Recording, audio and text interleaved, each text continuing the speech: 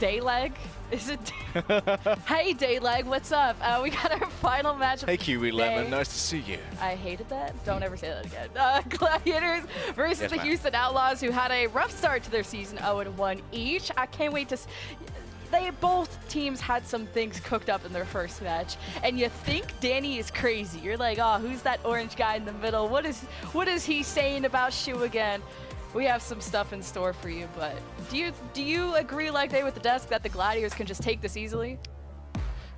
Maybe, Lemon. Both teams have recently been the victim of tragedy, and looking at this roster, yes, I'm afraid, much to the chagrin of Custer, Shu is back in on the Shujourn, which is going to be an interesting little continuation of the experiment. Do you have any insight into why this might happen, Lemon? Yep. I talked to my boy Hunter about this. I was like, why? The world is wondering. You have Patapan, you have Ons. Why Shu? Is that Jake? And oh my, is that Jake Overwatch on Ryan's forehead? Is he channeling some coaching? I don't know what's going on. But anyway, TLDR, Hunter said that, quote, they're playing Shu on Sojourn for fun. Obviously not wanting to reveal the real reason, but if you want my honest opinion, I think they're experimenting with different Sojourn players, clearly not satisfied and thinking that Ons and Patapan have an S+ performance so far. Yeah, we're all out here having some fun, playing some Overwatch. Ryder doing his best Jake cosplay, but will it be Jake Despair today, or a very happy coach for the Houston Outlaws? Speaking of which, let's talk about their starting lineup. On the other side, we've of course got Houston, who recently have been slain by the New York Excelsior, one of our least effective teams this season, but looking pretty good in this meta. And today, we have Dante starting off on the main tank, presumably on Junker Queen, instead of Doge, their new acquisition, who started in their match against NYXL. I was just sorry, I was laughing because Reiner off screen is just continuously showing the card. By the way, it's an Upper Deck Esports card, so so that's he didn't want to dip into the printer ink for Jake's picture. But anyway, going back to Houston situation. So it's the Houston situation. I've been taught the knowledge of the word Houstonable. So now the question is who is going to be their Junker Queen specialist? So now that Doomfist got nerfed into the ground and his slows are removed, there's not going to be a point to playing Doomfist for a very long time. So what does Dante play if not the Doomfist? I think he's going to become the new Junker Queen. But then what does that leave to Doge and Piggy? Is Doge going to want to develop into a main tank? Is he going to ever come in for Junker Queen ever again? You lose your first match and now you're gone. I just don't know what's going on with Houston. There was a weird tweet from Dante yesterday saying that 70% of the team didn't know that Junker Queen's axe healed her. I'm hoping that didn't include the tank players, but there may have been a critical bit of misunderstanding about what allows Junker Queen to stay alive for so long, unless Dante was, of course, doing a little bit of trolling, as he may be known to do. Merit and Pelican, though. This is a really good meta for them. Statistically, Merit is one of our greatest Sojourns in the league, and of course, Sojourn is preferred by a bunch of teams. Some think that the Ashe is a little bit better, but often it just depends on the playstyle, and Pelican has been able to consistently pop off on the Genji. So I've got a lot of faith in the Houston Outlaws DPS line. However, I think that Lastro, even though he is at the top of Noah's Briggs that are currently existing list, gets a little bit aggressive on the Brigator, and that can be punished by better teams, I think. Like, Houston started off their series so strong, and then they just got out-adapted. They got reverse swept by the New York Excelsior of all teams. So if I'm in the coaching staff, Jake, Overwatch, whoever it is back there, I'm in panic mode because you are only playing 6 matches to qualify for the Summer Showdown. None of your previous results matter for this tournament in particular. So to take an L against New York is red alert. The back room on fire.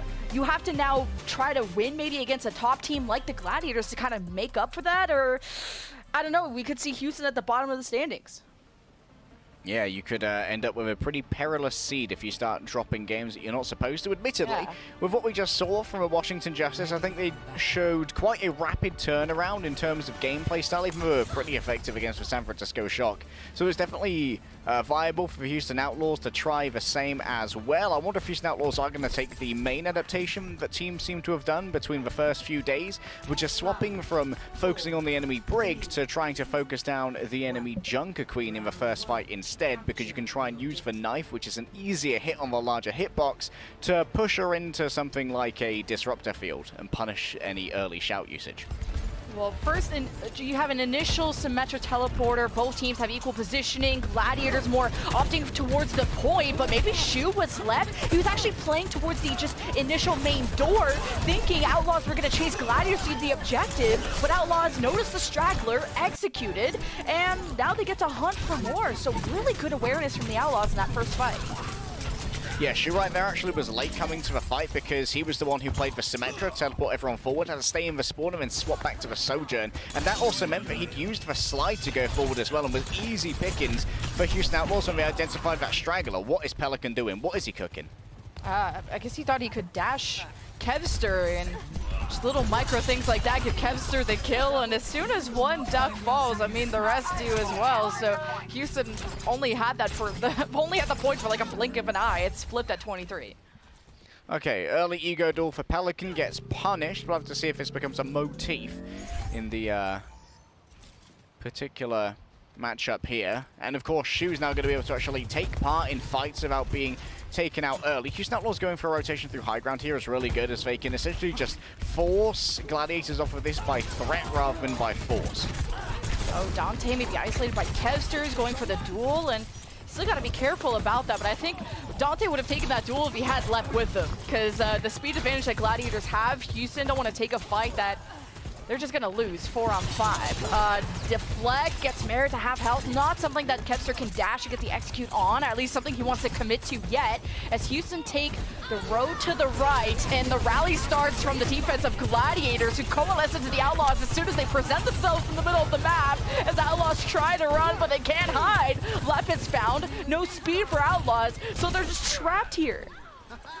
I love that we saw Gladiators try and push Outlaws back into this small room to make sure that the outside interference that could be had from Merritt on an off angle was fully mitigated. And you can see right now there's just a little bit of a blockade from Los Angeles Gladiators, making sure that any rotation Houston Outlaws try to indulge in is going to be catching quite a bit of poke, especially from Funny Astro, who's only a couple of percentage points away from the barrier. A 4-man rampage from Dante. Gladiators already are noping out of that. They go back to the point. Reiner a little bit too slow, though, and Outlaws, they use the rally just to make sure if Kevster's flank is present, which it was, they were going to Houston were going to accidentally lose someone. So 2 ults, fight win, Outlaws back on the point. A clean fight from Houston Outlaws, but also a fairly clean loss from the LA Gladiators. Lemon didn't use too much more. The rally was used in the previous fight, so now Gladiators have their own rampage engagements which can be handled here. The question is, will Pelican get caught out early again? He's playing a lot more reserved. Ooh, rampage. I thought Reiner was going to go for it, but the overclock. I like that he gets to stand still, but he turns and burns on Pelican. Disgusting. And Houston are falling like flies. They don't have Lastro either. They either have to fight or die. There was no running out of that, especially with Shu's overclock. So Houston will drop this, and Gladiators will get the flip at 80-something%. It's last fight for Gladiators.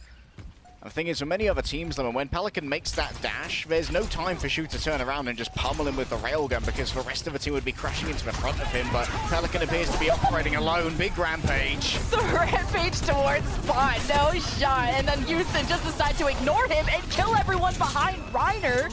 Now, success rate, not so great. The Houston, after just going past Reiner, only killed 1, and that was Shu, and then Dante gets punished. He's taking too much damage, so we'll see if the blade will give Houston an edge, quite literally, as Pelican jumps through the window. He has skewed at critical health, but a well-timed shield bash gets skewed closer to Mega and will allow him to re-engage into this fight, but the point flip has already happened.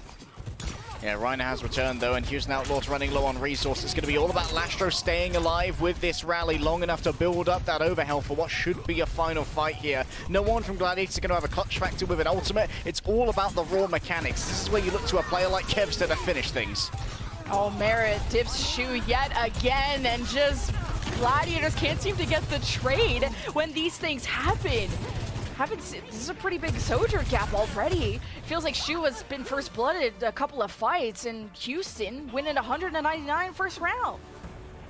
Exactly right, Lemon. Shu has been first blooded quite a few times, including by things like the Disruptor shot. And that's such an integral part of a Sojourn's kit in this particular meta because it's so useful for being able to force either an amped up speed boost or a commanding shout out of a Junker Queen to escape the slow effect as well as for damage that it does bring forth.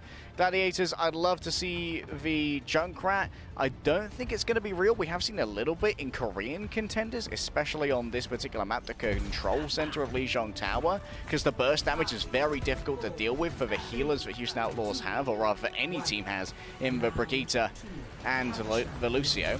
And indeed, it seems to be real. Okay, what? Burst is back on the menu, boys. This is very dangerous for Lastro. He's got a huge hitbox. Now I know why Reiner had the Jake card on his forehead. They really are just doing some osmosis of some ideas, and what are they cooking? Gladiators, though, they chase the Outlaws backline, who counter-rotate behind their backline, and who is the first to fall? It's Dante, who's been chased around. So you have some server control for the Gladiators in Houston. They're just out in the open, and they're eating grenades, whether they stand on the point or whether they escape. And Merritt playing on coast side, distant from the danger, wasn't able to get any initial picks for Houston. So point first for Glads.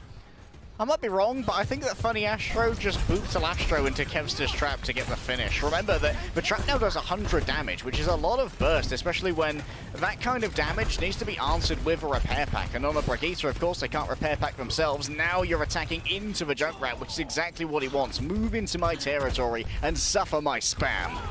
Oh, they're gonna suffer. Outlaws just in the middle of that Disruptor shot placed by Shu. Once that's gone, they start to move up, trying to figure out if they can use the Pillar's protection. Do they want to take server, especially from the Junkrat? But Mary gets a shot, headshot into Funny Astro, and there's no speed to help Gladiators escape, so they're gonna lose everybody in this fight, except maybe Kevster, who took the long way around, but he's still actually gonna get hunted down by Outlaws. So I've talked a lot about what makes the Junkrat good, but what makes the Junkrat worse is that his finishing potential is much weaker than Genji. If you get someone low, it's much harder to try and find the overall killing blow as a very immobile Junkrat, unless you're willing to get in there with a mine and try and just dunk on top of them. There's a Rip Tower available. This can't be easily answered unless Lep gets that barrier. Okay, barrier or shout, something to give them some overhealth against the tire, and Outlaws just ran away and shot it down, and look at this quick re-engage, especially punishing Funny Astro. Gladiators, are they gonna stand here? They have the point, so they can die on it if they want to extend the lead that they have, but they will be gifting ult charge to Houston Outlaws, who use both of their support ultimates, the barrier and the rally against this. Houston were just not confident against kind of the high burst damage that Kevster has on the Junkrat. And Houston did get the flip, but they didn't fully kill Gladiators off. Reiner did a really good job of baiting Dante into the trap as well by just disengaging in a very straight line that's incredibly tempting for a pro player to go after. Now Shu building up towards the overclock. Trying to kill Pelican. Pelican just is going after supports and maybe not Shu. That blade was just not a problem. Merritt used his overclock. Nothing happened there either. Dante's half health has to head for the doors, and Pelican can't escape in time, so Gladiators are going to see what other staggers they can get, and every second matters because it's 65 plus for Gladiators. All right, here's the percentage play question. Can Kevster trap Dante's Rampage? Could they stop it midway through the pathing with a well-placed trap if there was a good enough bait from the Los Angeles Gladiators? Remember, Houston have likely not played against this comp before. You're thinking they're way too big brain. Okay, they have Jake taped on their forehead. They're not you can't just add a brain. Like Houston, at least they have the brains. They used their ultimates. They won this fight, and they managed to get the point back. This is going to be another 99-99 round. Yeah, not a huge amount of value there from Shoes Overclock as well. Lastro is going to be able to really dictate the pace of this next fight using the rally, meaning that Dante can be a lot more confident moving into Reiner. However, when it comes to the counter Rampage here, things are going to get very worrying, and that's why Kevs has moved over to a Genji to get better finishes on anti and low players. It's just such a high mobility DPS, and that's a Momo Reiner. He pierces through 4 people, including the supports with the Rampage. The rally from Lastro is just barely keeping the Outlaws up, as if they move cautiously forward to keep the point in their possession, because the Gladiators were so close to the flip. And as the fight breaks down, Lastro's dangerously low, but there's no support for the Gladiators. Are the Houston Outlaws gonna take the first map against the Gladiators? The only person there to touch is Kevster. He's been booped off. Overtime has started, but Funny Astro is just getting back, and Pelican's on the case, and the Houston Outlaws have done it. They've taken map number 1. That was all about killing the rally from Skewed Lemon, and this just gives me a little bit of time to talk about what happens with the Los Angeles Gladiators support line. We thought that it would be the best for Gladiators because Skewed is such a good break and Funny Astro is such a good Lucia, but the thing is, you don't play break in this meta like you're used to. You have to play break to kite here rather than to brawl. If you die as Brigitte, your team is missing all of its burst healing from those repair packs, and Skewed is playing break as he was always lauded for, able to make a good amount of space, play it almost like an off tank, and get a good amount of real damage and high inspire output from just being in the midst of everything. But that's punished heavily by the Houston Outlaws. Well, Glads are now 0-2 on their first maps, and both first matches they've played on this Shoe shenanigans and now the Junkrat shenanigans. Who knows what's going on in the backers of the Gladiators, but Houston are up, and that's all that matters. We'll see you guys after the break.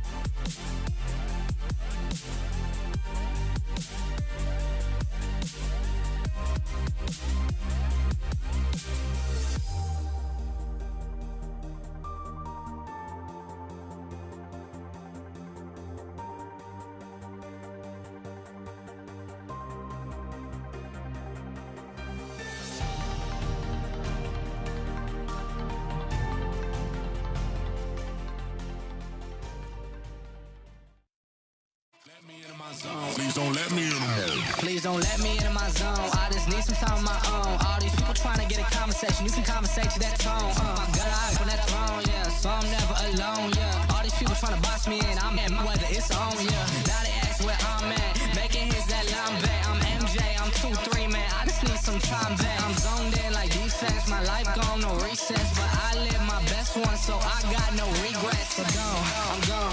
Finally back in my home. I'm working like so much, they swear I had me a clown. Can't answer my phone now, just leave it there at that tone.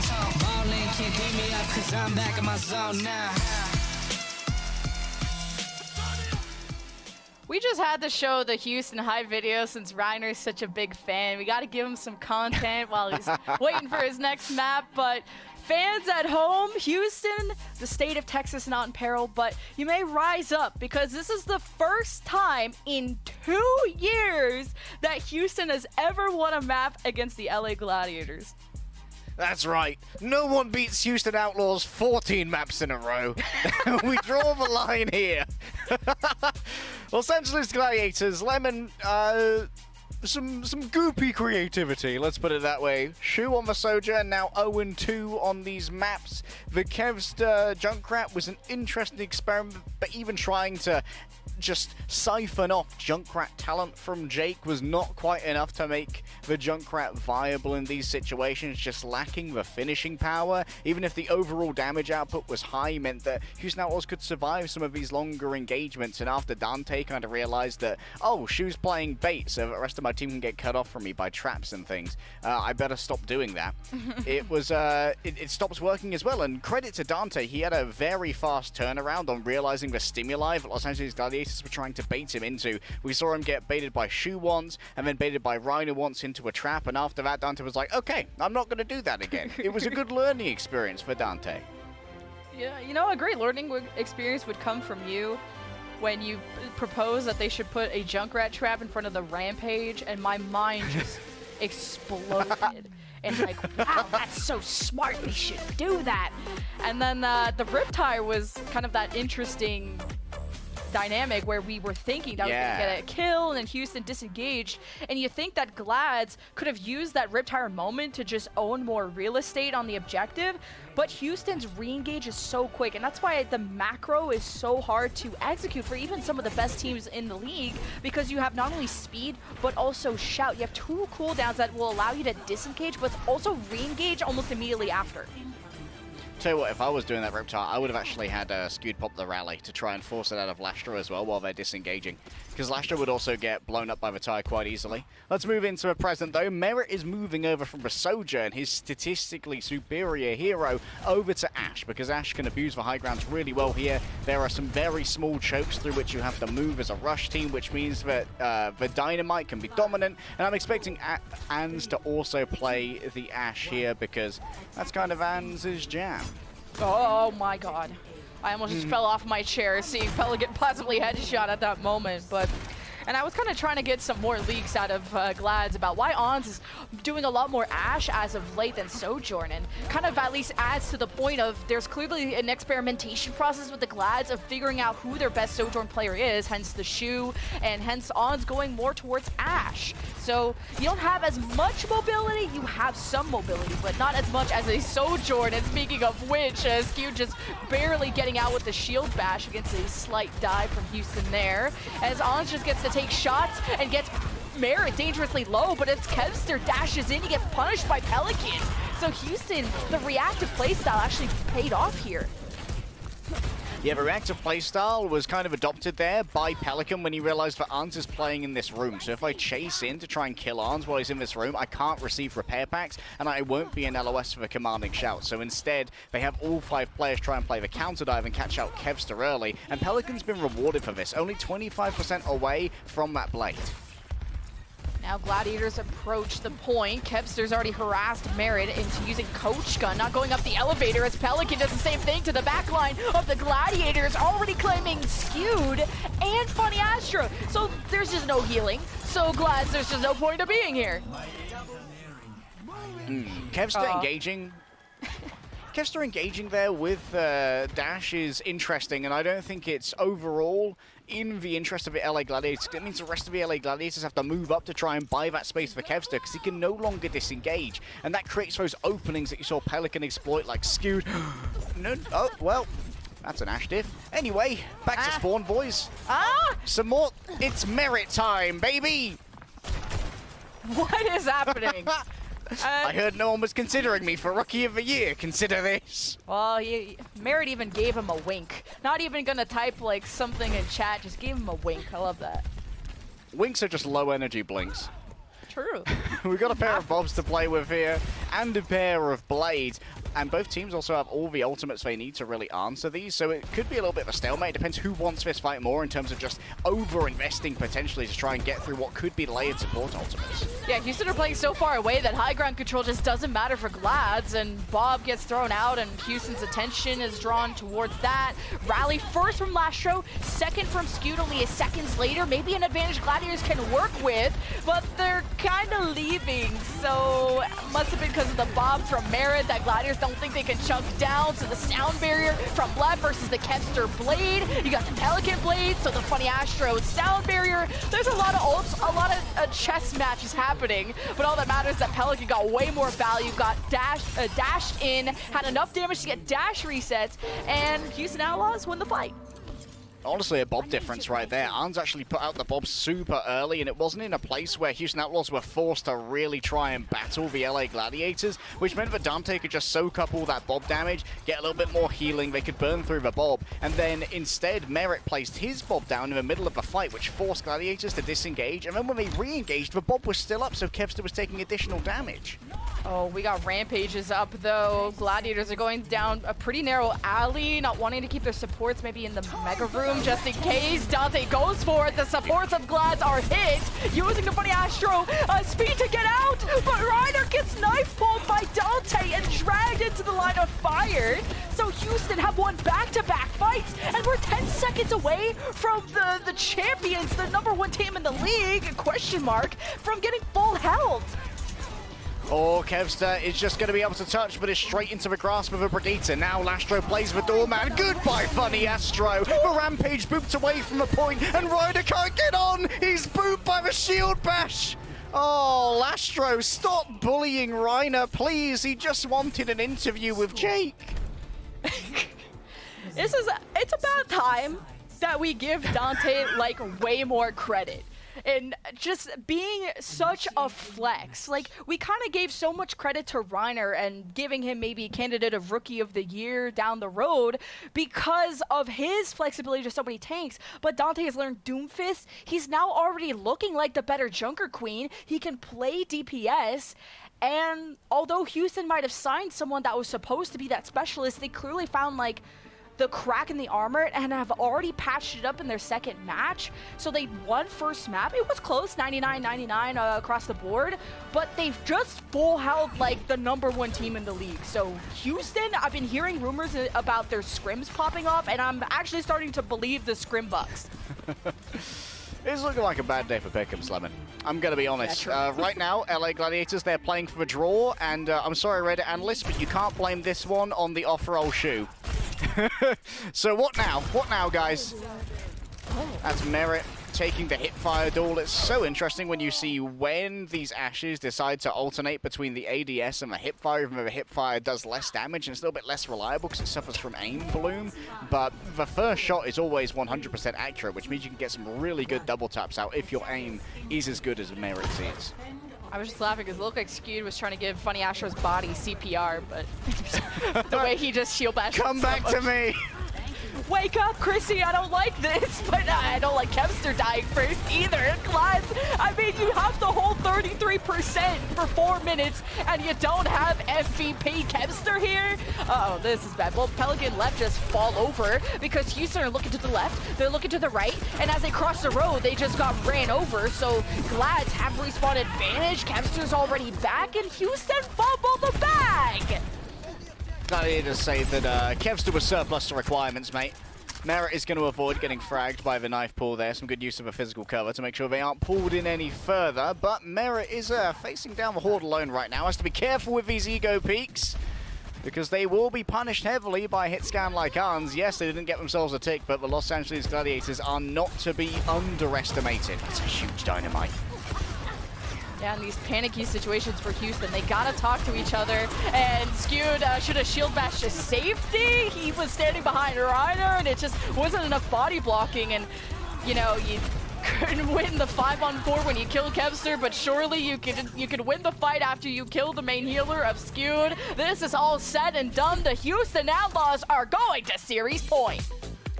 The Los Angeles Gladiators 3-0, but Johnny predicted is just a sad twinkle in his eye right now. But once again, we must ask every Houston fan, every viewer of the Overwatch League, is it Houstonable?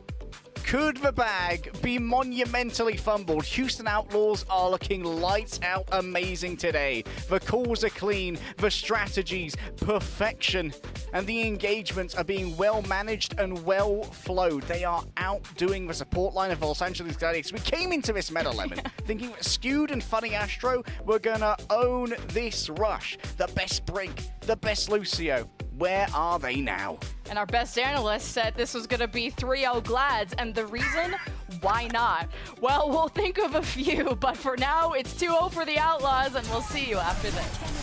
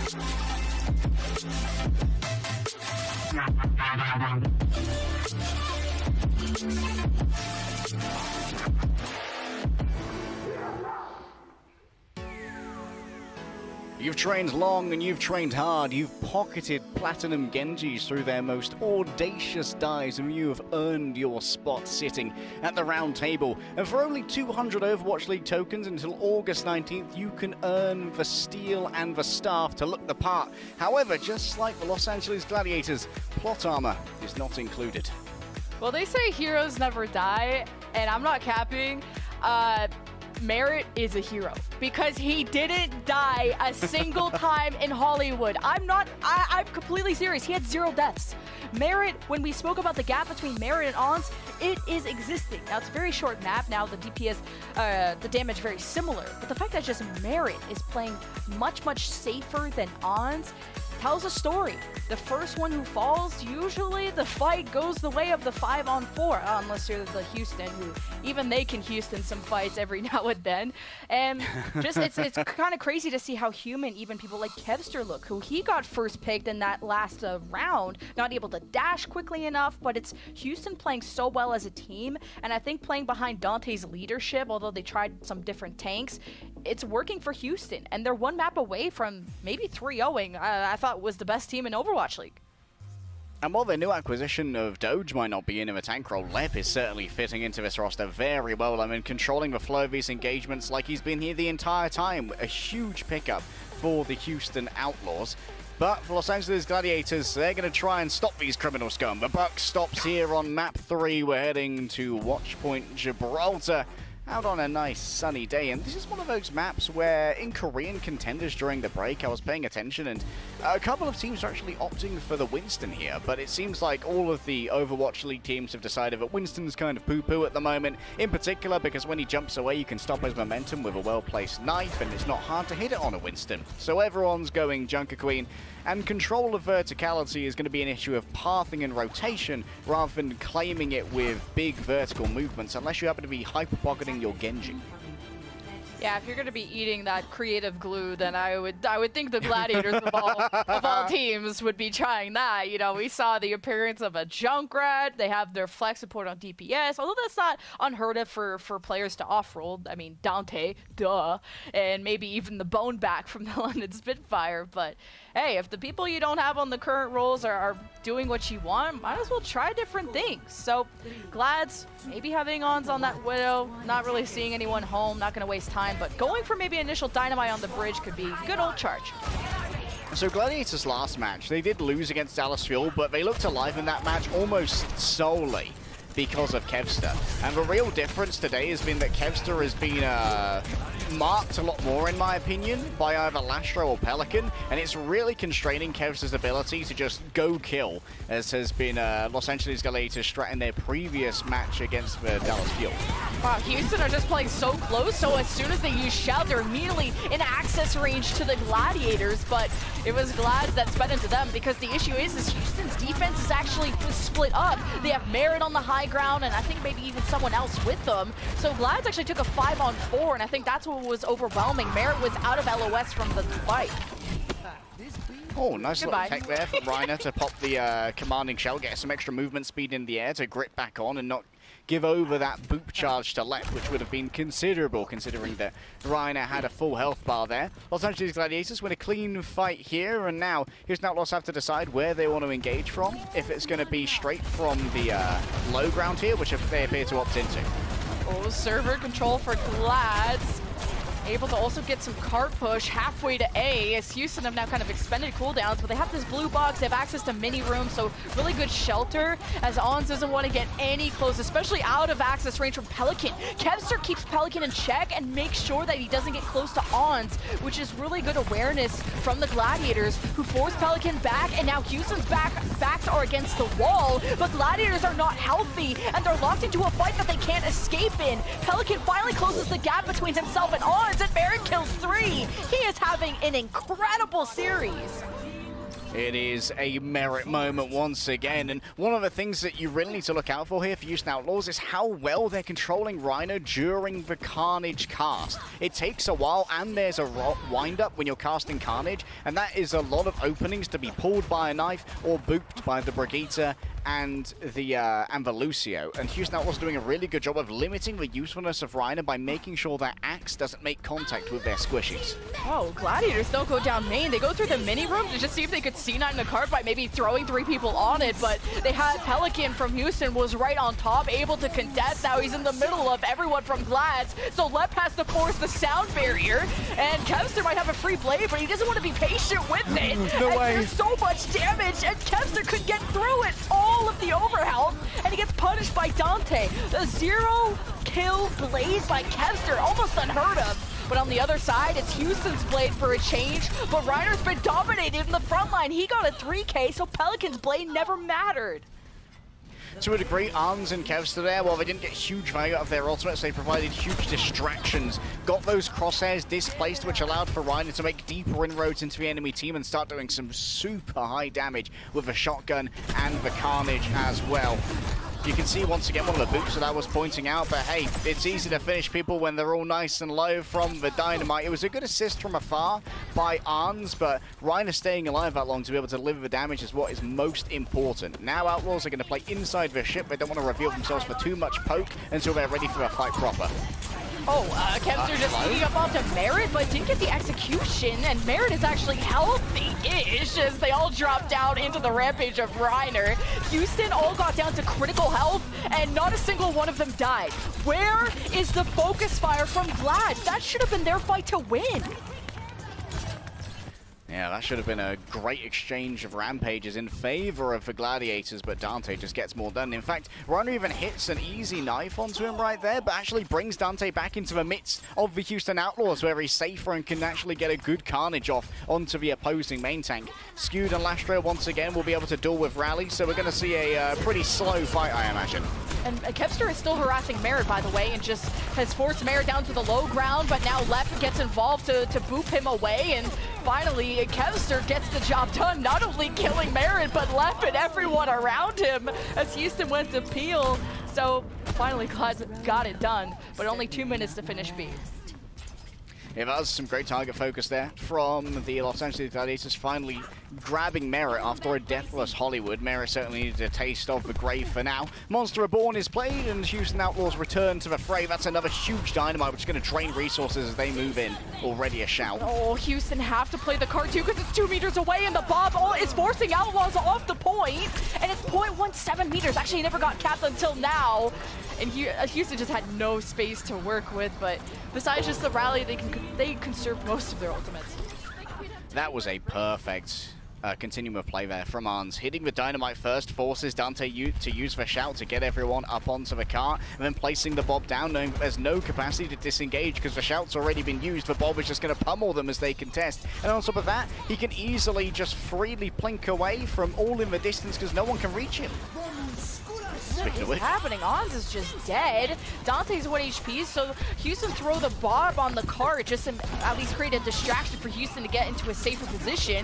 And speaking of safer positions, Kevster not in one, being at the far right corner while the rest of his team are back at spawn. So Glads is kind of re-engage and disengage. Is a little bit disconnected at times, and Houston are very good at punishing that.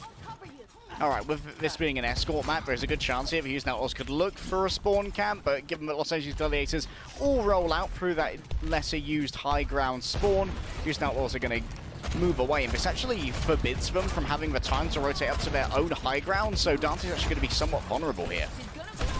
Dynamite charge for Ons. Maybe getting some targets low enough for Kevster. He sees already involved and he's headshot Lastro. And without the Brigida, that's critical. But Led makes up for the sound barrier, and Houston surge forward and start farming. But Kevster's in the backline with a blade. One swipe away from killing Reiner. And Pelican's doing the same thing on the other side. So as the dust settles, you're left with maybe 1 or 2 members from Houston even alive on this defense. But Glads have respawn advantage. They eventually clear it up and go back to cart. All right, a little bit of a joker there from Lep. I don't think he should have staggered himself for that long, to be honest. But hey, you frustrated the Gladiators just a touch, and for most of that, the cart was still moving backwards. So Houston Outlaws have got still a final fight here on Gibraltar with only a minute remaining for Gladiators, and their main tool is going to be the Rampage, and they're outpaced on it. The rampage from Dante, and he's in deep. Glads are split apart. Some are at the front near the card, and some were trying to deal with Dante. And those are the type of disconnects Gladiators have been suffering from. But without Skew, they were just gonna lose anyway. I'd like to see Houston Outlaws play very spread on different verticalities here to deny an easy rampage value to Reiner. Make sure that it's very difficult to hit that onto multiple people. Although you've got to admit that Lastro wants to get involved to make sure that Inspire uptime is high enough. They don't easily get poked out. That's why Kevster's up here just challenging left. Oh, now Kevster has just been so much more improved. And then you got the knife pull into the rampage. Reiner's an absolute monster. Lastro's using a rally and spawn, but can Houston even touch? There's 2 boots available from Glads, and they get it done. They even kill Lep before the touch. So that's a 14-second finish for the Gladiators. That's a really well-considered strategy there from the Gladiators. They give over so much support to Kevster to try and take a 2 versus 1 duel up top because they want for the disengage from Houston Outlaws to be when Reiner uses that rampage, when they drop off the high ground and into the effective area that Reiner can control. And Kevster just pops off and kills Lep in the 2 versus 1. That's unbelievable. And then Merit starts to panic. Oh, I don't have Lep up here anymore. I don't want to take a 2 versus 1 versus Kevster. You mad, mate? And so they drop down and it easily caught on the disengage. That was a really good 2-phase fight from Gladiators where they considered how to make their win conditions work and how to force Outlaws into accepting those. And this might save Gladiators in this series. Yeah, Houston were so good at punishing Glads, and especially even Kevster when it came to Hollywood. But now Glads have stepped it up, and Outlaws have lost that punishing power. Now it's Glads more often than not getting the first blood, and it's usually off the back of Kevster. Whether maybe it's easier to have the dynamite damage from Ons, and he's getting that ult charge very quickly with the dynamites. And I think just having that constant kind of slower pace fight with the initial damage helps Kevster get dash resets and helps him kind of reposition. Now there's sometimes where Glads look disconnected, where their front line is leaving and maybe Kevster and Funny Astro are still forward, but a finish on this map is a huge accomplishment. Oh yeah, this is by no means an easy map to take, especially with such a ground-born composition as the Junker Queen rush. Once more, it's going to be a duel between a pair of Ashes. Both teams are kind of opting into this at the moment, preferring the damage the Dynamite brings and the consistent uptime of the ADS damage. One of the interesting parallels we have here, Lemon, is that Reiner and Dante are both former Tracer players turned Junker Queens, and it turns out the aim helps. It does, and we kind of saw like even the Zarya players are doing well on the Junker Queen, so mechanics very important for this tank hero. So Outlaws don't actually offer any high ground control at all. They go for kind of this old school rush strat where they just go through just going through the car wash, and Glads do not want to approach that because Outlaws had control of Mega, a little bit more resources, some cover too to play with. So Glads are just opting for the one fight to win or lose the point A cap, and the poke from Merit has just not been missing, and the follow-up from Outlaws is just deadly. Pelican is on that like butter on toast, and Gladiators haven't killed a single thing this fight. So this has been quite swift for Outlaws on point A. This is an amazing example of what we talked about on Lijiang Tower. Pelican has the finish ability. This is what they missed on the side of the LA Gladiators when Kevster was playing the Junkrat. The ability for a headshot to be claimed by one of his hit scans, and Pelican, go kill. I've pinged him for you. And Pelican does go kill, catching Arns at his lowest. And then also these Gladiators, they can't really afford that much pressure. Houston Outlaws now control the high ground, so they get better dynamites on this engage. Oh my god, that dash from Pelican's juicy. And he's on top of Ons. The Bobs from Houston is right on that high ground, and Glads are soaking in the damage. They're right below it. And as kind of the dust settles, you have about 3 members of Houston alive versus the 4 of the Gladiators who are just farming. And Skewed was a little too far forward and decided to retreat after he heard the rally from Lastro, who starts the front line, starts the push for the Outlaws, and they get Pelican ready and in position for the upcoming Blade. And Funny Astro has to be on top of the sound barrier usage, but it's going to take a second because they're waiting out the bomb. I think that Bob was a touch late there. You want to try and do it mid-fight, but already Outlaws were in kind of a waning stages of that fight, so they were already disengaging, and it was easy to avoid. Oh my goodness, that's aggressive. Well, it's a barrier from Funny Astro and Lep, while there's 2 blades ready for Pelican and Kevster, but Kevster's not very healthy, but he's so fast, it's hard to lock down any damage on him when he's dashing both in front and behind you. He truly is just a god at the Genji. The Kevster Game Sense there is also really mad in that he managed to identify that Merit hadn't got the sound barrier because of a position of Lep. And that meant that, okay, so Merit doesn't have sound barrier, I can easily try and take this assassination, give me the armor pack, I'll take the 1 versus 1, and then we can move in to a 4 versus 5 because Funny Astro also used his sound barrier to survive that charge. Now it's going to be a duel all about the blades and the rampages. Previously, we've seen Pelican get a touch more value out of the blades, but this has been Kevster's map. Ons also threw a Bob last fight and is 80% to another Bob. So these That's dynamites big. are hitting almost the entirety of Houston Outlaws every single time he throws it. And it's just such a slow down ult where Houston either have to consider burning it or running away from it as the rampage from Reiner gets interrupted, or not interrupted, he goes through it, but he's interrupted as in his position in the middle of the team. But Houston were just so at critical health, they couldn't punish Reiner in that moment. They get healed back up, and as Gladiators couldn't decide whether to retreat or not, they got poked off by Outlaws, who now up by 2 and now 3 are heading towards the end of point B.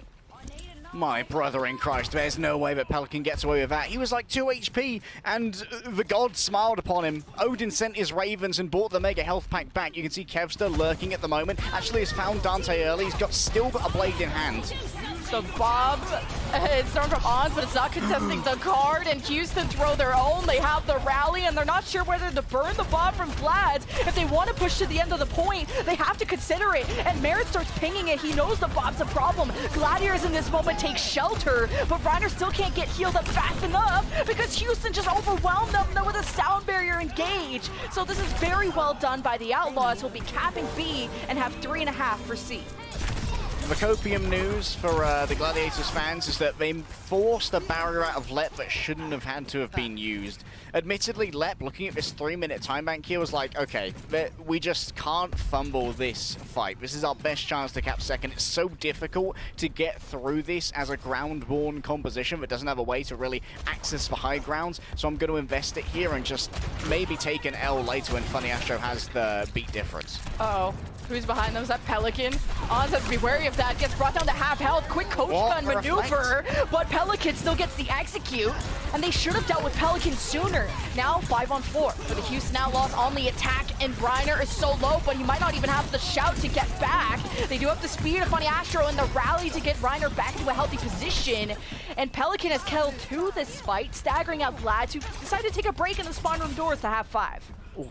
Can they do it? Yes, they can. Lastro almost has the rally here to try and sustain everyone through this fight, but does Funny Astro want the burst sustainability that is offered by this sound barrier? The blade from Pelican, countered by the sound barrier of Funny Astro, as you pointed out. Get the rally on top to keep Pelican even more healthy with some extra over health, and that's a deep rampage from Reiner, and no one is there. And now Gladiators are moving up to help him, but he's already dead. It's a 4-on-4 though, after you punish Dante in the process, so Glads might be just happy that Reiner made any space at all, because that was looking pretty grim for the Glads. Kevster gets out of dodge. Now it's going to be a battle of the Bobs. Merit this time has the advantage. Just a couple of percentage points away from Arns. Has to be careful not to catch an early dynamite, which will feed over Arns a little bit more of an advantage. But now Lep knows that without Funny Astro having this sound barrier, Dante can put this map to bed, or at least take us to extra rounds. Yeah, rampage from Dante. How do Houston want to engage this? They have some control of the top bridge. Rampage starts from Dante, Reiner, and Ons anti-heal. Ons can't get the Bob out in time either. And Glads are falling. They don't have a good contest tool unless Reiner wants to step up. But he doesn't want to stagger out. And now there's no one to touch. Reiner needed to either die or save his KDA. There was no other option.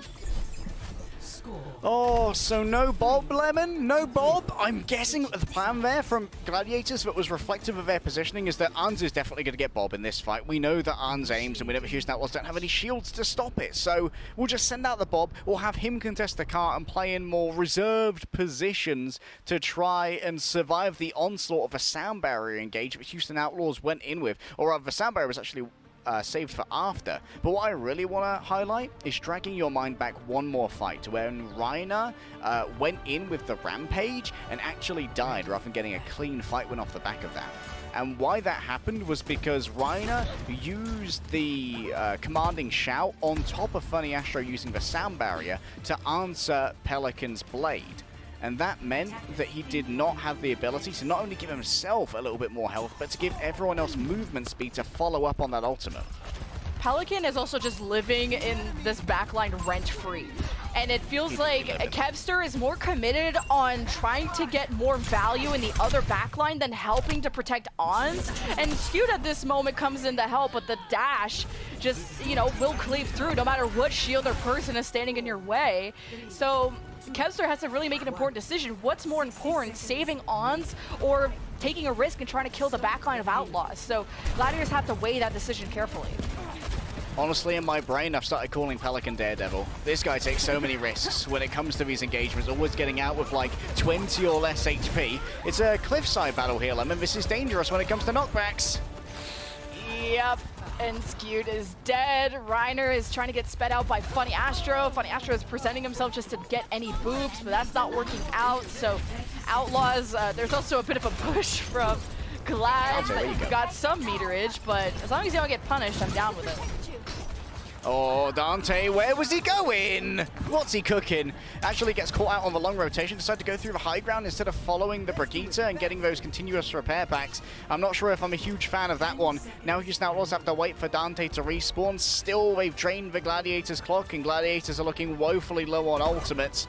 Houston going to be the same, but they can engage from the high ground here and maybe force Kevster out early.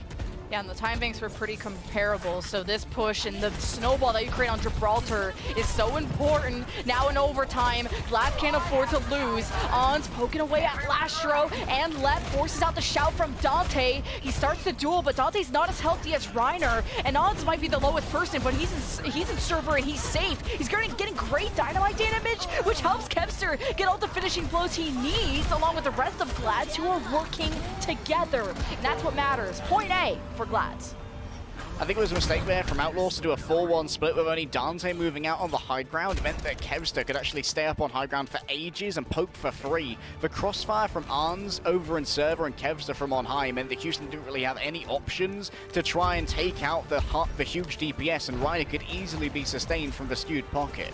And Oz went for a dynamite on top of ship, which gets him pretty much bobbed for this next fight. That's going to be important. Every second matters in last fights like this. Reiner's already half health, has to use the shout. He goes after Lastro immediately, but hasn't died. The focusing fire struggling at these panicky moments. Skewed is dead. Outlaws have to sustain. It's double support ultimates. Lep and Lastro with rally and barrier. And Glad, you know, the kills took a long time for it to happen, but Glads have no healing at all. Funny Astro staggered out. Skewed might just be getting back. No, he's actually coming out of spawn. So Pelican knows this and uses the blade to give permanent damage to Glads, who will not be able to keep this push going past point B at all. Skewed getting picked off. Wanting to grab that rally was the most important kill for Houston Outlaws.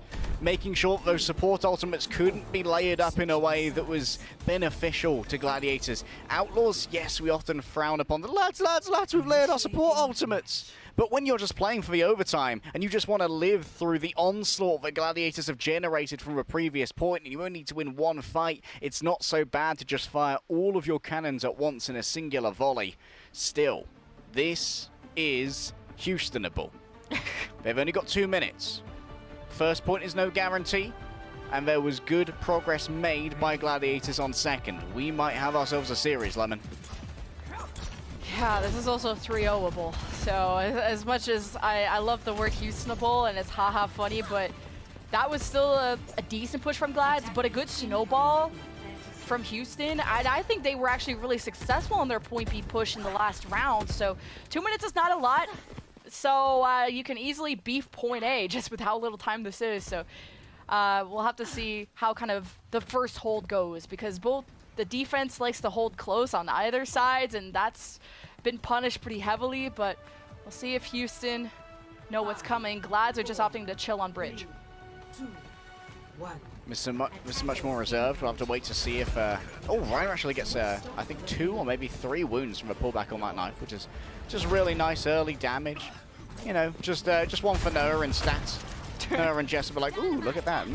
More knife shiny. Very nice. The wound uptime is looking pretty good today. Ons is on the low ground too, but way too far away for Pelican to find the gap close, and that's it. Reiner drops it. He got pulled by Dante, and that's a good call. And the rest of Glads hope to help him out, and Houston just absolutely collapse on the Gladiators. And Ons and Funny Asher are getting chased by Pelican. Pelican decides to disengage because he got down to 2 bars, but those staggers would have been even deadlier. And that is the rescue take when you just poke from high ground. You are hoping that Dante doesn't hit the nice. He gets another one. It's like, Reiner, come over here. I just want to cuddle. I just want to talk. I'm just going to talk to him. Okay, and Pelican has already killed Ons. It's a 5-on-4 for Houston, who are making a swift push, and Reiner got also bopped away from the rest of the Glads, who couldn't even heal him or realize he was low in time. These fights are so fast, and every mistake is being exposed as Houston cap point A. But once this 50 seconds runs out, we will enter overtime, and this will come down to final fight. Here's a quick look at how Dante made that happen. Oh, and Reiner tried to pop the shell to get the additional movement speed in the air to just grip on with his toes. Alas, those grippers weren't strong enough. Houston Outlaws, it is going to be equal when it comes to the rallies. That means that there can be a protracted fight on the cart here, and Gladiators can maybe posture for some early advantage on positioning before the fight that will determine this series, Lemon.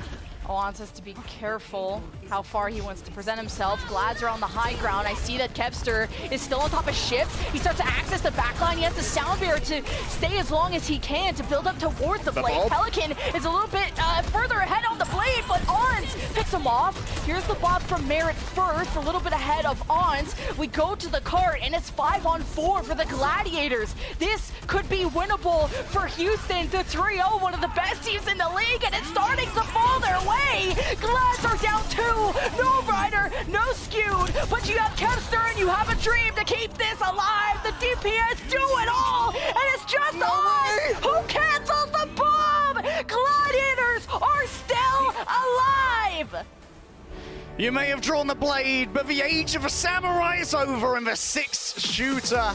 Oh, it's also not going to be firing off today. The Los Angeles Gladiators hold their nerve, hold their mettle, and continue in this series. That was as close as they come, but what a combination of dynamite and blade from Kevster and Arns to pull this team out of the dirt. 3 kills by Ons, 2 from Kevster. Talk about a DPS deadlift at the last second. You really said the Houstonable thing, and I can't believe that they killed Reiner and Skewed. No healing, no take, and Glads still won the fight. It really is always Houstonable. I can't believe my eyes. I need a breather. I'm going to get some real stimulating DMs out of this one, Lemon. We'll see you guys after the break.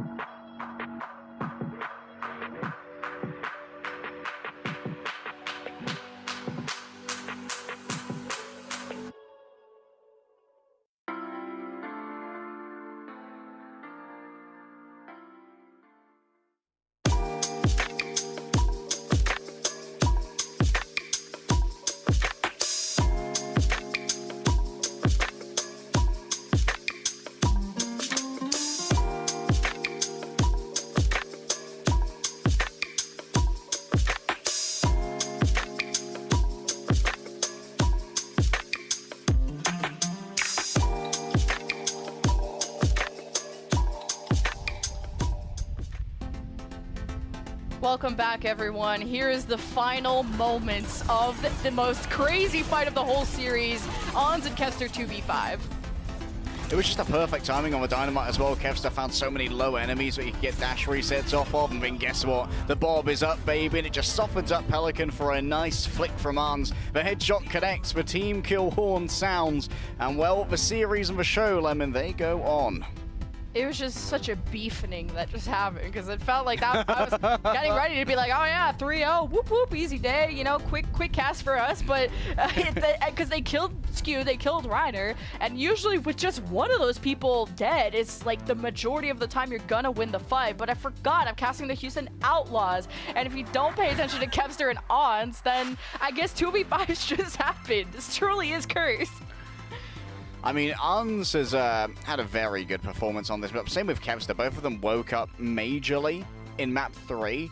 And even though, like, there has been a little bit of chagrin for Reiner's Junker Queen, these things don't just happen in isolation. You don't just get better at DPS between maps.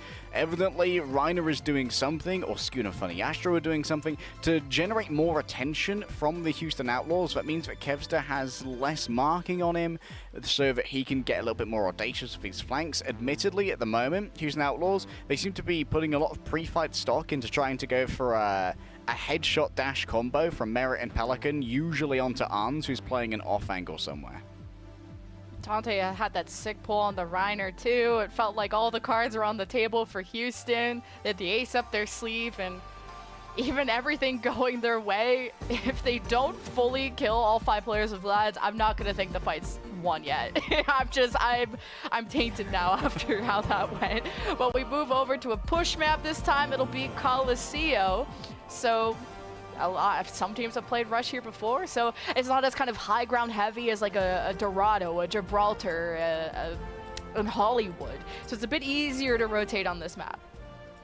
So the question is, Lemon, are we going to see the World War I trench warfare style of of these comps clashing, as many of you saw during Washington versus San Francisco Shock yesterday, when San Francisco Shock were teetering on the edge of losing their round. We had about a 3-minute stalemate. We were looking like Flanders Fields up here in Italy, just staring at each other, waiting for someone to make a move or overextend a touch too far. And it was actually Kilo, I believe, on the Sojourn who opened that fight by finding a miraculous railgun shot. So once again, I'm expecting for the hit scans to be the real architects of these first fight wins on Coliseo.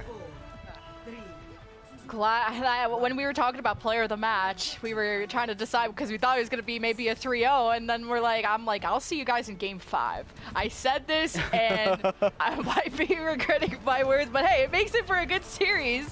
I might have cursed it though. I already get DMs that y'all think I'm cursing stuff or we're cursing stuff, but you're welcome, token farmers.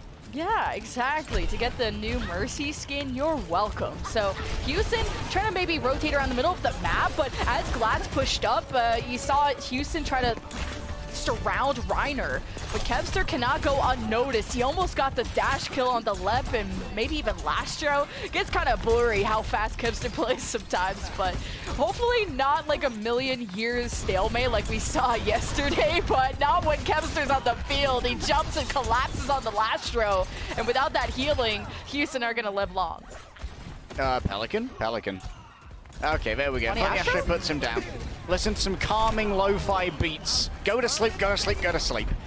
And that's going to be Houston Outlaws. They just lost the initiative there. Houston, LA Gladiators, their first fight was actually a little bit of a messy engage. They all sort of ran in on someone who could easily escape them, and so they kind of found themselves exposed. But so much damage was done to the Houston Outlaws that we had to hide away and wait for some repair packs. And it meant that the ability to counterattack on LA Gladiators was severely limited. And Glads, Funny Astro specifically, took the time to actually taxi people from spawn because they lost a few people, and they also lost positioning on pillars as Houston surged forward to take advantage of this maybe split moment from Glads, but it was really Outlaws that got split apart. I mean, Lastro was the first to die, so Glads are back in the driver's seat at 20 meters currently and extending this further. It feels like Gladiators once again have finally managed to take control of the tempo of how these fights happen, even if it's with Funny Astro just forcing it with a sound barrier, just making sure that Houston Outlaws are on the back foot, because Gladiators know that every single one of these early pushes they get is better for them to be able to troll the bot and keep it away from the Houston Outlaws objective. Well, only a 36-meter push. Not decisive enough yet. Go back to a neutral fight in the middle of the map. Bob from Merit, and he just slams it right into Reiner. He gets tossed up, and Houston couldn't really focus the damage enough to make Reiner unhealthy, and even then, it forced out the skewed rally as Kevster's blade is shied away from the barrier of Lep. But Funny Astro used barrier too, so Pelican could have a free moment to go absolutely ham as the rally starts from Blastro to get Pelican ready for his big move. He's already presented himself forward as Reiner protects Funny Astro and they speed away from the Genji player as much as possible. But Pelican's now chasing after Kevster to make sure that he can't get the similar traits in his backline. Now they've kept Kevster in his place. It's time to ground everyone from Glads with the blade for Pelican. One swipe, two swipe, and third. Houston Outlaws, the patience is paying off. I'm not sure if that was a reflected dynamite from Pelican or if it was from Merit, but either way, it was actually perfectly done. And Houston Outlaws did a really good job there of marking Kevster, because what Kevster's continually trying to do is just slip into the back and duel with Merit to drag Lep away from Dante. Oh, I guess Gracie is out and she's hungry.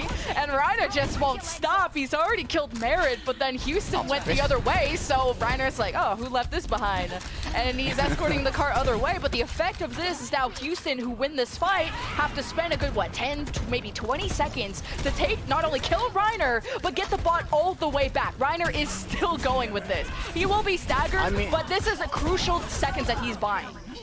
I mean, the bot moves at player walking pace, so you can't really catch up with it once it's going. You've got to try and take a shorter path, and I don't think Houston Outlaws really did that much with it.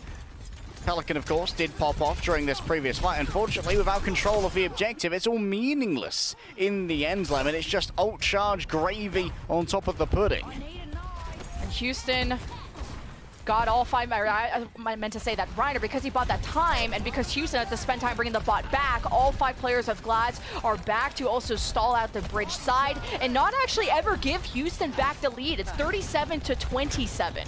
And Glads will have the barrier for Funny Astro, and depending on how good their ult tracking is, they could use this to engage rather than wait for Pelican. But we'll see what kind of risk Glads want to take, because it's important to cycle your ultimates, especially on a push map. You think of it as Assault, you have to win back-to-back fights, as it's the shout first, then the rally of Blastro, then the barrier of Funny Astro, the rally from Skewed afterwards. So if Houston can just survive, then the blade from Pelican will be huge, but the Bob is more than enough to out-pressure Glads, and they fall away. Kevster's aggression there really did not do LA Gladiators any favors. Funny Astro felt the need to pop out that sound barrier to, well, just save Kevster. He got so low, tried to disengage, and he still died anyway due to the auto-aim of the Bob. That's going to be a greater distance here for Houston Outlaws, and Pelican still has a blade to work with. Alas, Houston Outlaws don't have much to deal with Kevster and Arms, who are moving in with both a Bob and a blade. Yeah, this is going to be rough. You have no support ultimates for this, as Kevster is just in the back line, and this is a clean fight win for the Glad to invest the Bob on top of that, and just to make sure that you don't lose anyone in this process. But because Houston won the previous fight, they got to a 58-meter lead over the 37 of Glads, and Glads don't really have any ults besides Rampage. 6 or 10 minutes have already elapsed, Lemon, and Rampage is ready to go for Dante. It will soon be good for Reiner as well, but Skewed and Funny Astro are very much not in a position to try and answer this. So I want to see good spacing from Gladiators to avoid getting picked off early by this fight-winning ultimate that the Rampage presents. That's a huge pull from Reiner. Oh, Dante is so close to it, but do you want to even use it with the risk that you can have it canceled? Dante doesn't. And Glads now have a front line that still exists, but maybe a back line that's in trouble because Skewed and Funny Astro are dead, and there's no healing for Glads. And that means they can't make up for the 20-meter deficit, and Houston are still in the lead with 3.5 minutes left. Great snapback there from Houston Outlaws as well, making sure the overextension that was that had to be invested from Gladiators to kill Dante was punished by the wraparound from Merit and Pelican. And Dante still has the Rampage, but the same can be said of Reiner now. Lastro, if he pops an early rally here and then forces a fight out of the Gladiators when they're all over this spot, might be able to force Reiner to make a less than ideal Rampage. Yeah, we have Cons with Kevster and Ons, and then Parrot with Merit and Pelican. We got to get that coined up, but Rampage from Reiner hits 3, including Lep. Lastro is safe, uses the rally, and not only that, keeps Lep still alive. Through the Rampage of Glad, not a single person of Houston died. This is another focus fire issue again, and if Houston get on this, get the bot, they're going to extend this 58-meter lead even more. This looks butt scratchable. I'm watching that barricade move, and it's just Merit who's there. No one else needs to do it because it's kind of limited. Only one person can push it at a time. Houston Outlaws, they will get the checkpoint and maybe a little bit further than this. I'd love to see a more aggressive play here just to get a touch more distance on this spot, because this could be everything. Stopping it at the butt scratch could be a future win condition for Outlaws.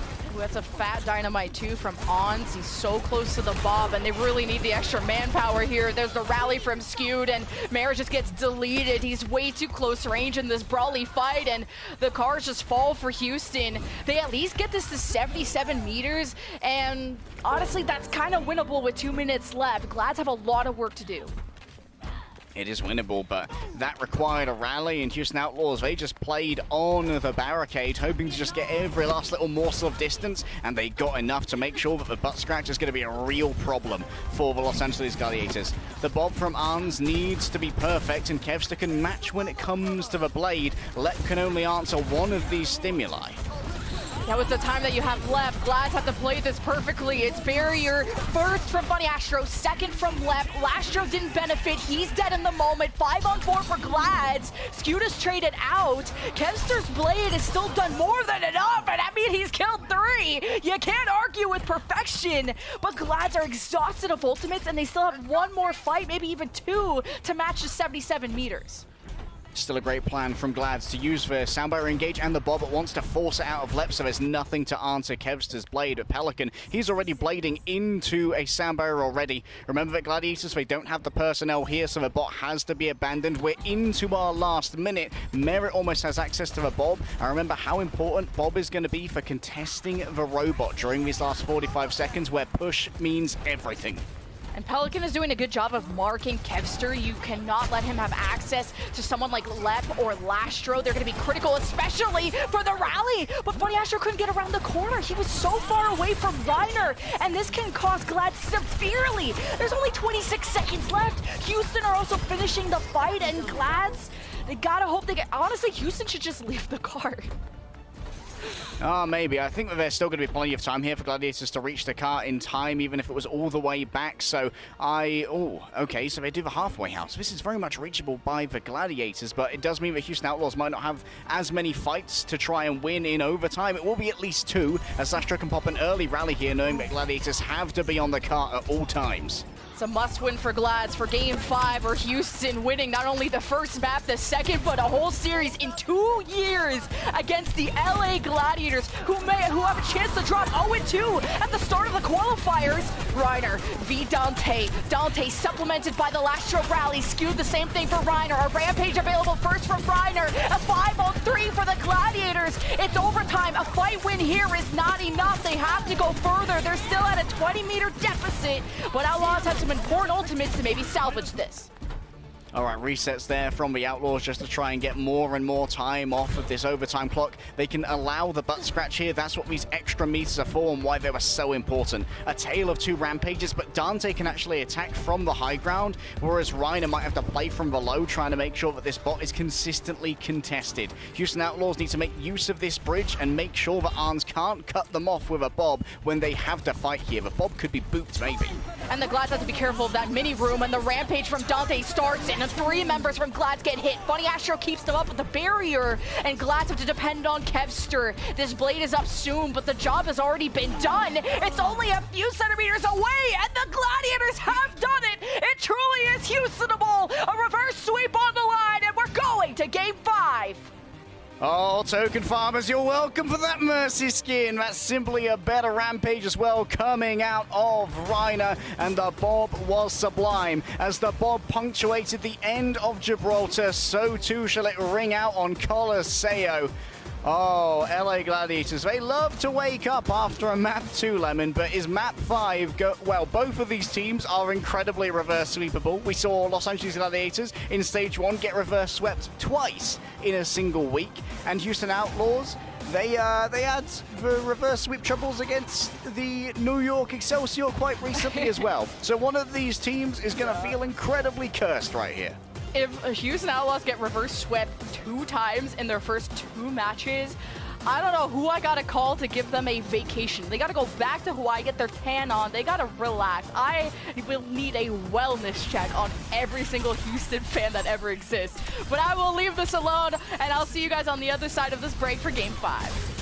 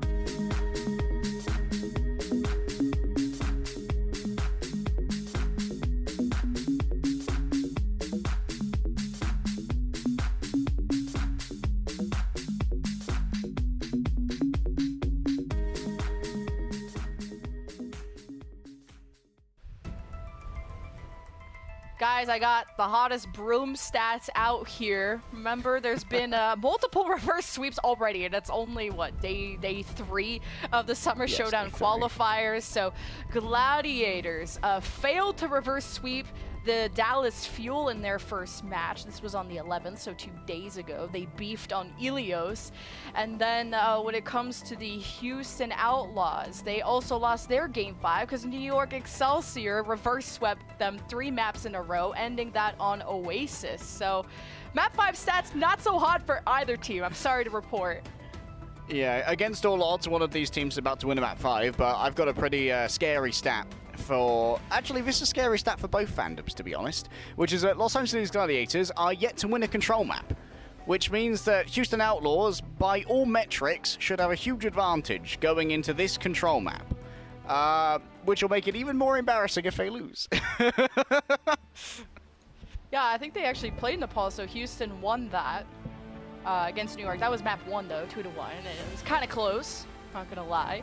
And Nepal wasn't played in the Glad's Fuel match, so no stats to report there. But we start on Village, and I think Nepal, out of all the control maps, is one of the friendliest to rush, especially Village, which is what we're gonna start off on.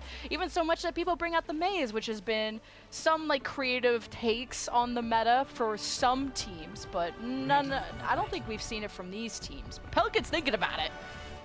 Well, we have seen the May on Village, but the weird thing is, last time we saw the May on Village, I can't remember who was playing it, but they actually rolled out to high ground instead of trying to fight on the point, which was, I'm going to say a misuse of the May's strengths to try and take her in the poke battle when... honestly, your finishing power is going to be heavily limited when you don't have a hypermobile Genji. The Mei does at least bring multiple slows to the table, and that means that the enemy Junker Queen is super vulnerable to not only getting isolated, but also once she commits, being stuck where she is. And it's once again going to be Pelican on the high ground. And he's sending it. This is now so important for Houston to win the first fight. They've already used the first Mei wall to maybe trap Reiner's supports away from him, and Reiner got no help. I mean, skewed his main, and Funny Astro's just gone. So Houston winning this first fight is so pivotal for this Mei to use the Mei wall on the point. I've got a live feed from the Gladiators comms right now from Reiner. He says, that's so cringe, bro. Gets rushed down, walled off from the supports by the Mei. He's going to have to be very careful now about how he takes these engagements, because if Skewed and Funny Astro move through some of these areas where they can't go over them when the wall is put up, you are going to find yourself with an isolated main tank. Reiner could be isolated here if Pelican wants it. I like how Funny Astro started the point cap just to kind of distract Houston. Skewed got shot and kind of Glad's hesitated on the approach, and through all of the poke and that hesitation, Glad's lost Reiner, but they should have done more than enough damage to kind of ward off Houston, which seems to be the case. Glad's got the flip. Dante is back, but has no DPS, so it's all up to Lep and Lasher to pocket Dante and see what he can do, but he really can't do it all, so Glad's will stay in control of the point. It's a really good response from Gladiators actually to split their backline when they're attacking into the Mei, because they have Funny Astro go all the way around, so even if Reiner gets walled off from Skewed, Funny Astro comes in with the speed and is able to give Reiner some healing and at least to receive a commanding shout until Skewed can get through the wall. It means that Reiner is never fully isolated, only ever half isolated, and they can punish Outlaws for trying to capitalize on that isolation in the fight afterwards. The headshot from Merritt, now that's you gotta be scared of a charged up Sojourn, especially one like Merritt and the stats he had last tournament. 5-on-4 for Houston. Pelican has the Blizzard, but he's so low. He might want to throw it if he needs to zone out the Glads, but without Reiner and Funny Astro, well, it's just winnable. So Houston flipped the point. Remember when considering Kevster's mid-fight survivability here as well, that Pelican does not respect the Reflect at all. He can just burn through it with a Cryo Beam, which now does 100 DPS. I think twice as much DPS as it does in Overwatch 1, although it doesn't have a hard CC at the end. It just instantly reduces movement speed by 50%, making escape even harder, and that's why you're going to see Reiner taking a lot of L's in this particular matchup. But at least Houston can just play the objective because they have Blizzard, and them winning that fight to defend this is going to help out their comp a lot. Engaging with Mei, not as fun. Defending, though, very pog champ. But Kevster is at the back with a blade, and he's already harassed by Lep and Lastro. And now it's all but like 2 ultimates from Houston instantly drop with the Blizzard freezing up Glads on the approach, and Dante to anti-heal them. Surely those two things combined together is a win for Houston, but a counter rampage from Reiner was used. It hits all 4, forces Left to use Sound Barrier. So besides baiting out ults, Glads didn't really accomplish anything here, and without Kevster, this is really chalked. Oh, the point was capped and Reiner's still here. Oh, he might have even been able to stagger him for a moment longer, to be honest, but Dante just sends his fellow Ex-DPS turned Junker Queen off to the graveyard. And Kevster now, what can you achieve with the Blade? Pelican here could actually interrupt one of the easy dashes that he gets with a wall and try and force limited uptime from Kevster. But ideally, you just want to try and slow down Kevster as he moves between targets using the Cryo Beam, because there's no support ultimate available with this. Oh, Mara should have popped that earlier if he could have, because that overclock to cut off rotations would have been sick. And I mean, 5-on-4, this is surely Houstonable, but Kevster just did crazy damage to Houston, but killing them is another story. Odds is also nowhere near the fight. He's over on the high ground, so probably couldn't help Kevster finish off these kills. Now Kevster climbs to the high ground, but gets slowed by Pelican, is still living through this. Reiner's back on the Hammond. We haven't seen that in a while. And Glads are doing a ton of damage, just now starting to get these kills. It's 9-9 for Houston. Lastro gets his rally canceled by Ons, who just got a double kill, but still Glads don't really have the numbers to keep this going. It's 3-on-3 now that Houston will pull ahead with the Blizzard. It's enough to zone them off. And Houston take round 1. A photo finish at the end. Reiner was racing for it, but the Shapeshifter simply could not place his little paws on the point. Houston Outlaws play the Mei sublimely and catch LA Gladiators lacking, unaware of how to try and deal with the isolations with the slows, the cleave that the Mei brings. And now, once again, any of your strats that you had to try and deal with the Mei, they are no longer going to be relevant because Pelican's returning to the Genji. Here's a look at Dante. The pings and the patience, and a kill on Reiner. And just the pull, just in case Reiner would have ratted away towards the point in safety. But Dante with the gap right now, but I think that's off of a pretty interesting strat from Outlaws to offer the Mei, but you're not going to go for it now, not needed. It's too open of a point. Go to Sanctum, and Houston got to be careful of, now that they're in that gazebo, to not get booped off by someone like Funny Astro. And I think even Houston have played this map before, and they suffered from a lot of environmental kills in that series, but have learned their lesson to not stay close to the edge. No losses yet besides Pelican being 1 HP, and he grabs the mini. Somehow Mara got charged up and headshot Funny Astro, and this will really kick off the fight now that Houston have the speed advantage. They go in and kill 3. Maybe lose Pelican, not a huge deal. So Houston will cap first. Yeah, Pelican does split off and Skewed goes to try and help Arns, but it means that Kevster and Reiner, who went for a dive without Funny Astro to extricate them afterwards with a speed boost, were absolutely banjaxed. There was no way for them to be saved. Houston Outlaws now in control, and that means Merit can try and control these chokes with a Disruptor shot, which is a huge boon in your Sojourn versus Ashe efforts. Well, Merit is charged up. Can he get the first blood again? Funny Astro is going to go kick him in the head and make sure it doesn't happen. At least they trade out 1-1, 4 versus 4. Funny Astro speeds out to heal himself back up, but Reiner's in way too deep. And it doesn't look like Skewed can help him out, so Glad's almost extended a little too far, got a little too aggressive. But dying on the point will give Outlaws over to 37-some%. Bob could cap here. It's very dangerous to actually peek him, and Pelican gets isolated by Kevster. Still can move away as Merit finally turns up and delivers the headshot damage that's needed to slay Bob. And Los Angeles Gladiators, that's not an inconsiderable investment considering that they may need Bob to contest a point in the future, lacking in these big playmaking tools. On the other side, Houston Outlaws, they're loaded for bear. Support ults for days, bruv. And Pelican almost has the blade and 30% gap between Kevster, which is kind of insane. Merit gets the first blood yet again. Kevster is falling short in the map that Glads needed the most. Merit's killed 2. Oh. And Houston take a clean fight win, and it's 70+%. We're going to last fight territory for Houston to win their first series against Glads in 2 years. And their first series in the Summer Showdown as well, Lemon. Every single one of the 6 qualification matches matters. The previous points don't matter. You want to go to Toronto, you've got to win here. And starting off to 0-2 would be terrible for our reigning champions. The rally from Skewed and Lastro. Blades at the ready, and no barrier for Funny Astro, but Pelican pops it before Funny Astro can get it off in time, and Ons is already dead! At least the Blade didn't do too much because Kevster got 2, and Glads just played more as a team, but man, it took them forever to wake up. It's 99% to Houston, and Glads have to play perfect just to force a round 3.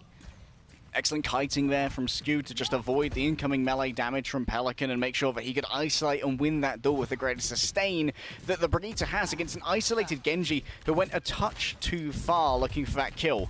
Dante, though, Rampage versus Rampage, and we know that Merit has had a phenomenal series. Could he be the one to end this all with a well-placed overclock? Controlling this off angle, though, is going to be difficult when you know that Kevster's contested. Oh, no way! No way!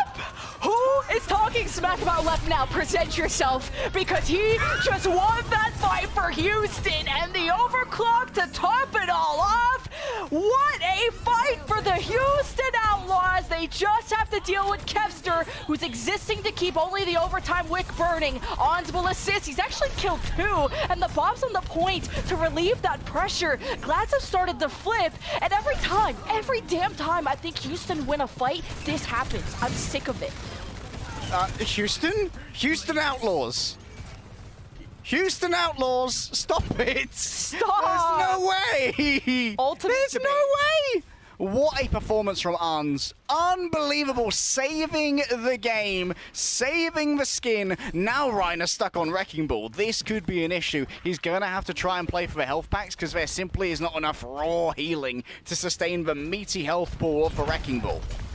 And you're just a giant target for this knife pull at any moment, and Reiner's bleeding, but hey, it's an ult charge, I guess. Skewed kind of needs it, and they're packing away and playing as safe as and passive as they can so they can get to the 99 and only take the fight when they need to, and it's a 5-on-4, and Dante left and Merritt collapse.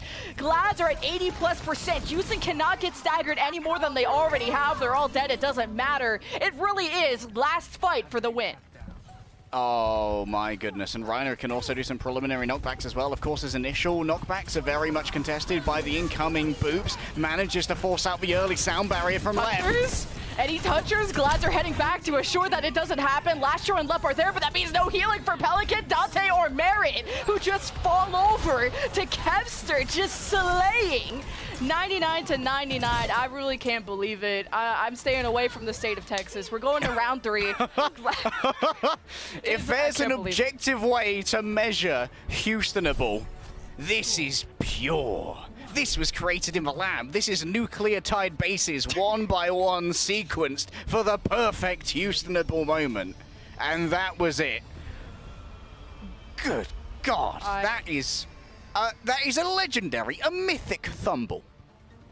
I haven't seen a miracle, you know, with the whole guy walking on water thing, and now until I've seen the Houston Outlaws play Overwatch. So, round 3, game 5. Get your tokens here. They're hot and ready. And we're going to see at least Reiner return to the Junker Queen to see how we will truly end this series. Baby Jesus in the lobby because I'm lost right now. Merritt dragging everyone forward with a teleporter, so it's going to be an advantage in position here for Houston Outlaws, as you can see from our lovely overhead. Thank you so much, observers. And this means that LA Gladiators now have to negotiate their way towards the elephant to work from there off and go up the stairs. Gotta be careful of that charged up shot from Merritt. He's gotten a few first bloods from that. Whilst the consistent damage from Glads may enable Kevster, and the Bob generation is big. It feels like Houston are playing more split, so the Dynamite doesn't, you know, so Ons doesn't get a Bob every fight, but man, was that a deflect into Ons? I have no idea. Things going so fast. Lastro's dead though, so Houston gotta make the most out of this situation. Dante at least trades out with Reiner, and we're left with a 3-on-3 on the point. But Glads have earned themselves the cap until Pelican thinks it's winnable. And wait, no, what? He kills Kevster. Houston reverse Houstoning this? I can't believe it. Is it being gladded? Am I being gladded right now? Skewed has to leave. He's so low. Hides in physical cover. The disruptor shot could be a problem, but that's a problem for later, Skewed. This is a problem for current Arms. Goodbye, LA Gladiators. Thank you for the cap. Mwah, mwah, mwah, mwah, mwah. You just got kissed on the mouth by Leg Day. Go wash your hands, kids. Houston Outlaws are on the point. Wash your hands after being kissed on the mouth. Oh, yeah, true. That's how germs work. Stop. I swear I'm a microbiologist. Master's degree, by the way. And no Masters players in this lobby. Lemon top 500 all the way down. Reiner leading the charge, but has already taken a huge amount of damage. So see if they can force out a roar here. Reiner gets it at a proper moment. Oh, rally. So first from Skewed, and Lastro is 20% behind. Lep makes up for the lack of sustain that Houston originally had, but it was not before Merit has already fallen. So it's a 5-on-4 for Glads as they chase down Dante, who's at critical health. Lastro gets the rally at the last second, and Merit is still coming out of spawn. So Houston are forcing this 4-on-5, but surely Kevster is ready to divide and conquer with the blade. He goes after Dante, but gets whip shot away by Lastro, I think. But it looks like Houston survived. They have all 5 members back. A re-engage could ensue. The controllers unbelievable. The Rampage ready to go. There's for Sambo to drive everyone forward. And I think Houston Outlaws are just going to be happy to lose this one. Funny Astro uses the beat. Uns used the bob. The blade's gone too. Now we have our own blades. And if we can pocket Pelican through this with repair packs, with a commanding shout, it's going to be so difficult for Gladiators to deal with this. Oh, round 3, game 5, brooms out. No more shields out. It's brooms out now, okay? Get the hashtags going. Houston have the ult to make this work, but it's Reiner that pulls the trigger first. It's a 3-man rampage. It's Pelican! Anti-healed, canceled, live on your screens. And a 5-on-2. It's more than enough for Glads to ward away the storm and even take back a lead. Oh, that was a beautiful ragdoll as well. Goodbye, Pelican. It was nice knowing you. Now Skewed has the rally, and this is a worrying time for Houston Outlaws. Yes, they have the Rampage, and yes, the rally isn't the ideal counter to this. Gladiators, if they can play spread out, if they get good spacing against this Rampage, they can minimize the impact and force Dante into a bad position looking for a big Rampage. Yeah, how does Dante want to do this pathing? He has the elephant statue pretty close, but decides to see... Oh, he got booped in front of the pillar! It still affected Reiner with the anti-heal, but the rally from Skewed is barely just keeping this tank up. It's Ring Around the Rosie, but how does Dante die? Reiner was absolutely won, and Let's Sound Bear might help Houston get the trades they need. Glads don't have any healers, and Merritt just killed 3. He's really clutching up when Houston needed the most. We look back at the point, it's 3 versus 2 favoring the Houston Outlaws, but they're all split from each other. Clutch after clutch, it's now only Pelican and Lep on the point, so Houston are alive for now. That is criminally clutch from Merit. How did he manage that? At like 1 HP, manages to kill the main carry of Gladiators in Kevster. However, this is still not looking great for the Outlaws. They're going up against the Kevster Blade, which last time admittedly was well controlled with the knockbacks of Lep and Lastro, but there isn't any emergency sustainability apart from Lastro's rally, which needs a wind-up time. He can die during the initial cast of it very easily.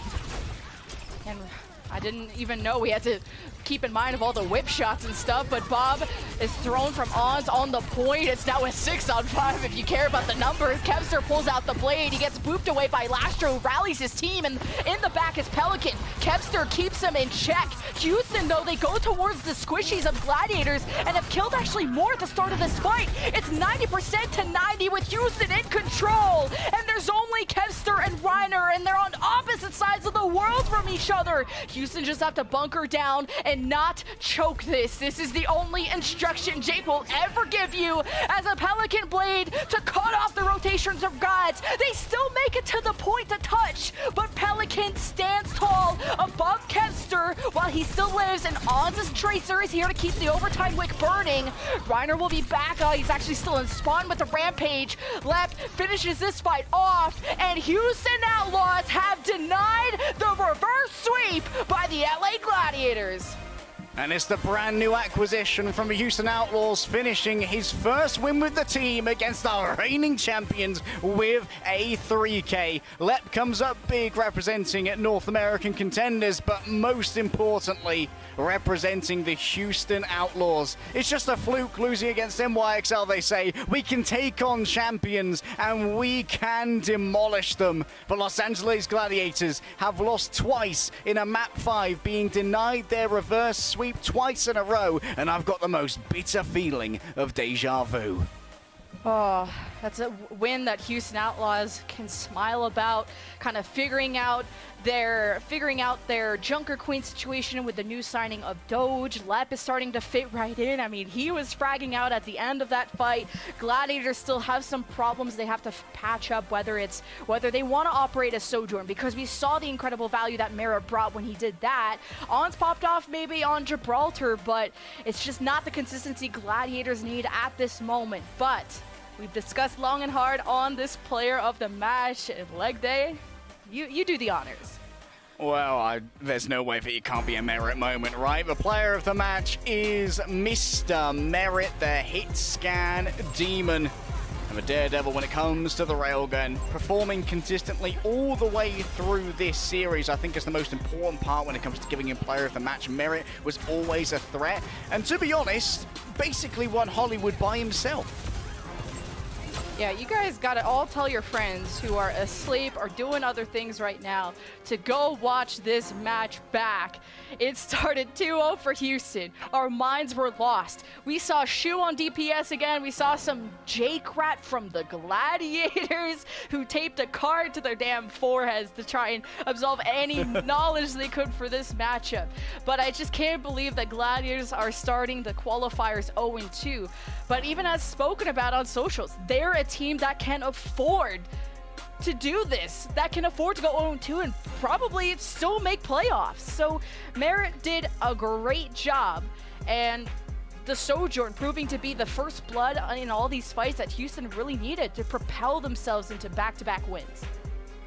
Well, the good news for Houston is that apparently whatever Necromancer's curse was placed upon them to make Houstonable a thing has not yet spread to Lep. Maybe he's their little bastion of immunity against the curse that's allowing them to get a couple of these clutches. We thought it was going to end much earlier. When they booped Reiner off mid-rampage, like, losing that fight is possibly the most Houston thing we've ever seen, but the clutches on Nepal are amazing. And to be honest, I think that Kevster got a little bit excited in that final fight there as well and pulled out the blade against a team that were mid-rally. So they'd already got a good amount of extra health, and you can't cut through that extra health effectively when you don't have an amplifier on your blade. You're only doing 110 damage per swing, so he has to go for a different target that's further away and can't complete the kill, so there's no dash to get back, and he's simply left swinging at air like he's had too many sweets before the anime convention. I hate that you said all of that, but you love coaching like that. At least one advice stayed true for Houston, to not choke all the way. Just little bit, but we will send it to a break so we can hear an interview from the Houston Outlaws. They have a lot of things going on with the team, so I'm excited to hear any insight from them, and especially the Watchpoint desk. So we'll see you guys there.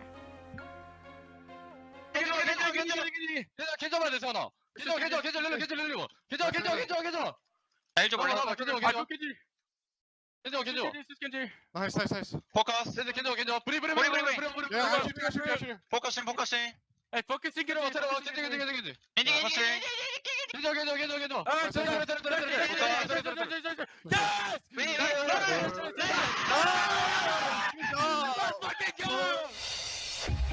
The Overwatch League is brought to you by Upper Deck, the official trading card of the Overwatch League.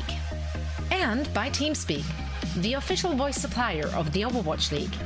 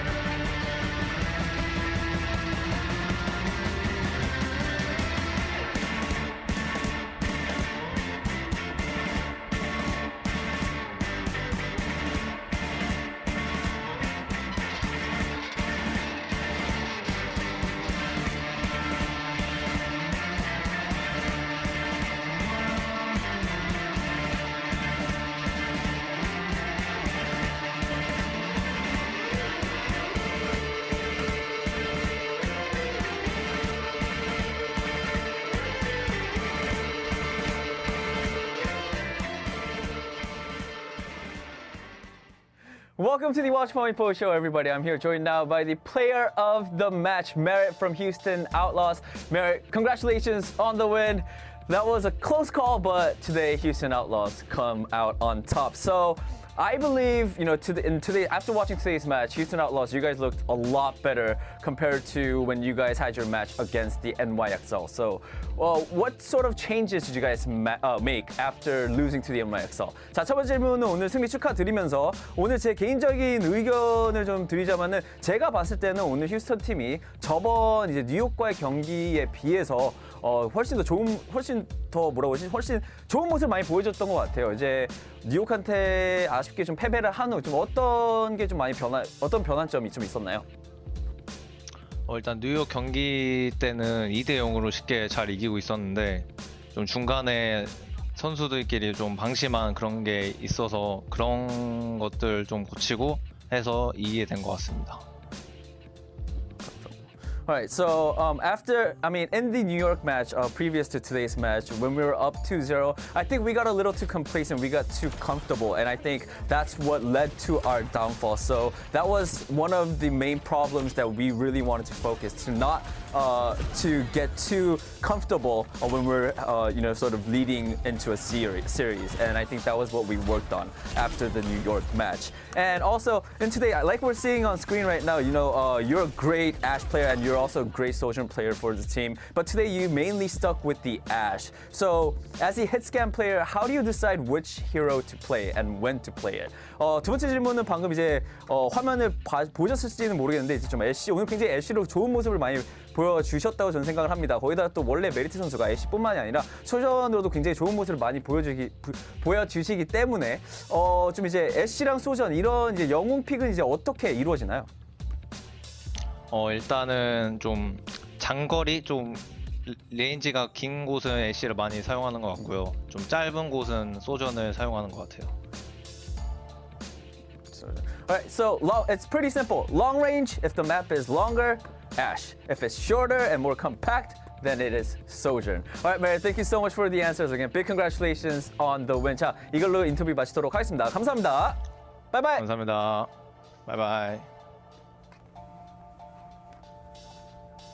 That was a disgusting series, right there. Wow, what an experience that was. Great answers from Merritt. Yeah, very informative as well. He kept it very short, just and concise. Yeah. Yeah, long range Ashe, short range Sojourn. There you go, guys. Why didn't we say that? Well, but he knows better than I do. There we have it. Yeah. Danny, you're gonna have to become our resident damage expert. Okay, I can do the tanks because I can do the supports. I'll do supports. All right, I'll do damage. I need you to just become the damage expert.